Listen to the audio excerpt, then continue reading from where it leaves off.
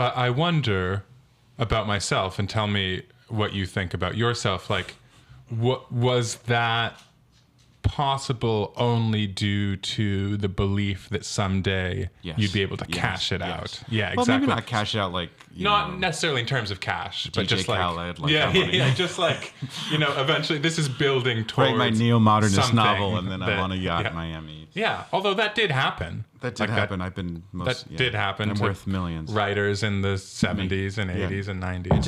It did. And I just read this amazing collection by Martin Amis called The Moronic Inferno, which is his journalism from the 80s about America, or the Moronic Inferno. And Mailer has this great essay or like this great feature piece about Mailer. Mailer made millions of dollars by the time he was 26. Had 5 or 6 wives, 9 children. Like, writers had like $1 million of debt, let alone income. Like, they had. Yeah. And they were writing books so that they get an extra $1 million or $2 million in 1972 or 70. Like, it just completely different world. I was reading the Vanity Fair diaries, and you get the same picture. I mean, it's just. And you and I have the shocking. same publisher and the same agent, so I know that you know how little we got for our books, and how grateful we probably are. We are. Yeah. Like I'll say this, I maybe paid a month and a half rent with my novel deal. Yeah. No, actually, if you include my maintenance, I paid a month. I paid a month of maintenance and rent. I own my apartments, my studio, so I paid my mortgage and my maintenance for 1 month with my book deal. Yeah. It ain't so you can what figure it that used out. to be. Yeah. Now, if the books sell by some... I know right, we're supposed to have a beef. We have to. Well, let's to build it up here. Solidify that. Yeah, because I think we both want to do it, but like we're just busy. Yeah. No, I suggested that Matt and I'm like looking into the camera to make this official. No, I suggested that Matt and I both have books coming out from the same publisher within a month of each other. His is in May. It's called The Sleepers. Mine is in June. It's called Stop All the Clocks.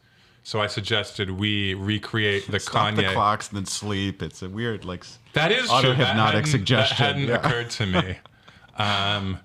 There's lots of funny stuff like that. I do think we're all like truly getting like, we have like those Donnie Darko like I'm guessing they're sludge both coming into our heads. My first draft was from the written same in place. 2018. When was yours? Yeah, it's like the exact same thing, you know. Some notion of like technology or sleep. Yeah.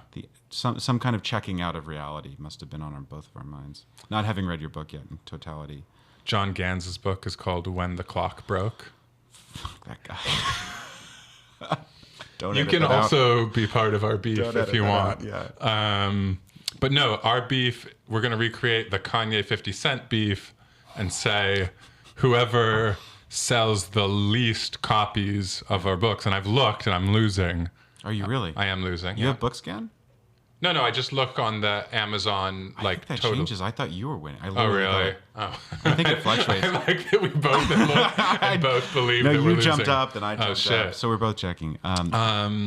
But yeah, so the loser will never write again. It's not cumulative, so it's based on the number of books you sold in the last 24 hours. Like there's some kind of algorithm, but it's not cumulative, so you cannot assume that you're ahead or behind. Oh. The only thing that can So really actually, how are we going to measure it? BookScan. BookScan. Is Okay. the only way. And even then, it's actually very hard to tell. Right. Like at BCTR, like I've sold a lot of copies of Dime Square at my theater space, and so that I order them directly with a discount from my publisher. So they're probably like 200 books that aren't accounted for with which is which is meaningful these days. Very meaningful. Yeah. Especially for a play collection. So it's always approximate, but BookScan's way better. Amazon is mostly telling you how well your book did that day or that hour. I see. So like there was a moment with Dime Square was the number 3 drama book in the world for like an hour. Nice.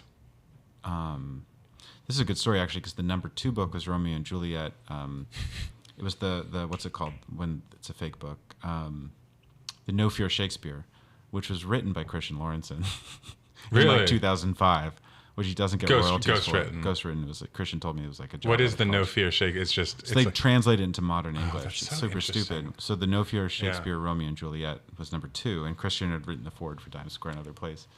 Amazing. So Christian who's never written a play was unsung hero somehow, of drama on Amazon for like an hour.